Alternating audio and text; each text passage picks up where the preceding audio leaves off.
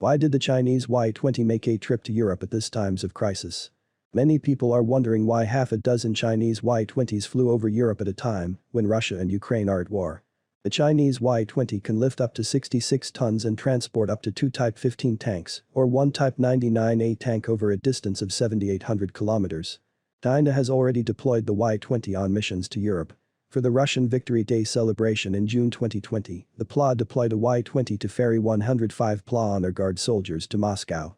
However, in order to reach Serbia from China, the Y-20s would have to fly through several countries, implying that China must have had considerable coordination and communication with the governments of the countries it would pass through, according to a Chinese analyst.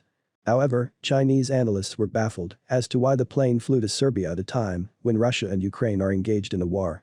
It's worth noting that Serbia is a close Russian partner that has condemned the conflict but has refrained from placing sanctions on Russia. Serbia has great ties with China as well. According to later reports, the Chinese cargo plane that provoked the uproar was sent to the Balkan state to deliver a powerful Chinese anti-aircraft system to Belgrade. China, on the other hand, claims that only routine military supplies were provided to Serbia.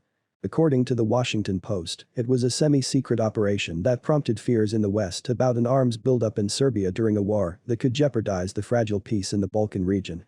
A fleet of aircraft, according to media reports and military experts, supplied HQ-22 surface-to-air missile systems to the Serbian military. The transport of arms over the territory of at least 2 NATO member states, Turkey and Bulgaria, was considered by experts as a symbol of China's growing global reach. Serbia was involved in a confrontation with its neighbors in the 1990s.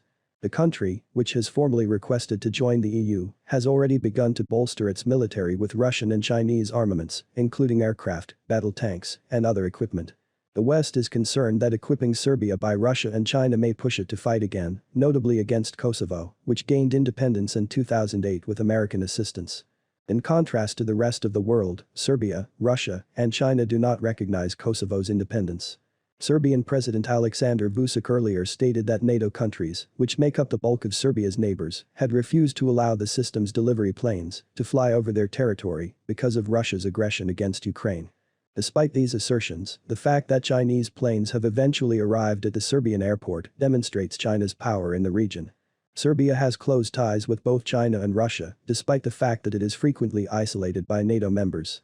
Serbia had planned to purchase the Russian S-30, but due to the Russian system's expensive cost, it instead chose the Chinese HQ-22. Officials from the United States warned Belgrade in 2020 not to buy HQ-22 anti-aircraft systems, which are also known as FK-3 in their export edition.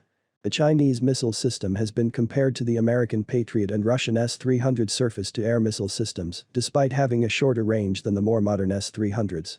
Serbia will be the first European country to utilize Chinese missiles, a precedent that the US would not welcome amid escalating Sino-American tensions and the threat of a Russian invasion. However, because Russia's defense industry is currently under sanctions, it opens the door for China to gain ground in Europe. The success of Chinese systems in the region could be worrisome for the West, which perceived a chance to replace Russian defensive technology.